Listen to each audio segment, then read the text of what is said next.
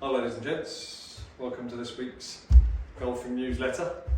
Hope you've enjoyed the last couple. Hopefully giving you something to do during the dark nights and maybe some ideas you can drag out to the driving range because the last few days have not been brilliant for getting out on the golf course, and I'm sure some of the golf courses you're playing are maybe even closed. The trigger for this week's lesson, thoughts, were that of this time of year we find the golf course is cold, it's wet, and even though we might go front winter tees, we're finding the ball is going a lot less distance, there's a lot less roll, so what we start to realise is quite how far our carry is, and that's obviously then shortened by the golf ball trying to go through cold air, thicker air, so yeah, the ball is going less distance.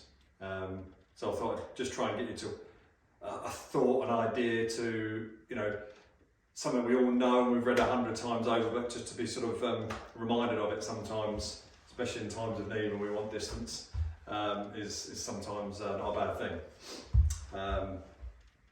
And really just trying to find your body turn and your width, and especially as we start to put in or put on more layers, that obviously becomes more difficult, and what we can tend to do is we can start to kind of get quite lazy. The club looks roughly in the right position, but if I show you that as opposed to that, there's a lot more potential leverage there, more power that you can bring, or speed that you can bring back down to the golf ball.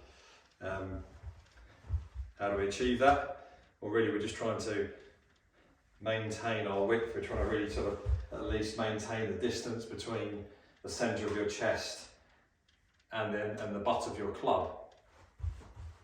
A good picture in my mind is always try and maintain, if I had a pin with a bit of wire stuck in the centre of my chest and it goes through the end of my grip here, and when I set up to the ball that's quite taut, and as I reach the top of my backswing I'm trying to maintain, if not really pull that against that pin in my chest as a very simple way.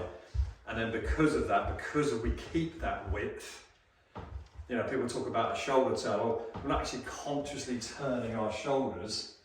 It's the direction in which we swing the club back and that width that we maintain that gives us the net result of our back turning to the target. And if you put those two together, that width and rotation, that really stores up as much energy as we possibly can.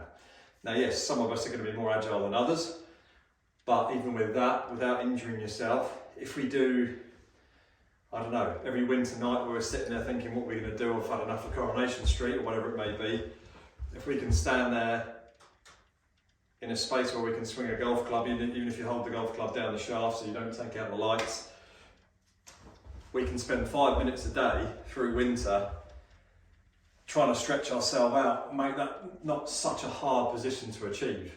And if you do that, I promise you, if you put 5 minutes in a day, just practice swinging doing that, you'll start to see improvements, but long term, that will slowly get cemented into your golf swing.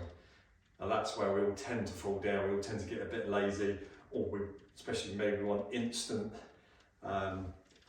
improvements. We want it, if we don't get it within the next couple of games or next couple of practice sessions, it's not instant enough for me. Unfortunately, golf's not like that. It's just consistent, repeated, good quality work that slowly, if you looked at your golf swing video day one and you looked at it, if you did it repeatedly for, let's say, 90 days running, the differences you'd see in your golf swing would be noticeable, and obviously the biggest truth would be the way in which the ball flies. Okay, so I'm rambling on a little bit now, but consistency of practice, trying to find the right positions, which in turn gives you better results. You've got to stay patient, more patient than you think. You will hit some crap shots and you're thinking this advice I'm getting is rubbish by whoever it may be, but sometimes you've just got to dig through where you've got to kind of work at it to get cemented into your brain. That's enough to put you off in the first place, put you off your timing. Whereas if you actually ignore some of the poor shots in practice, that can slowly pay dividends later on because you are gradually going through that change. So again, last recap, last summary, Imagine the cord between your chest and the end of the club. You're trying to maintain that as you swing to the top, and as a net result of that, you've got lots of width here. We've got a nice full shoulder turn, building up some nice resistance to help snap that club back down to the ball. That will find your distance. If you find it hard to make that rotation at first, go as far as you can with your daily practice before you start swinging the club, and you're just going to gradually try and turn that club shaft, club head further round in front of you with that golf club first of all. Okay, hope that helps. Hope you do get a chance to get out on the golf course, and we'll hopefully see you soon. Many thanks.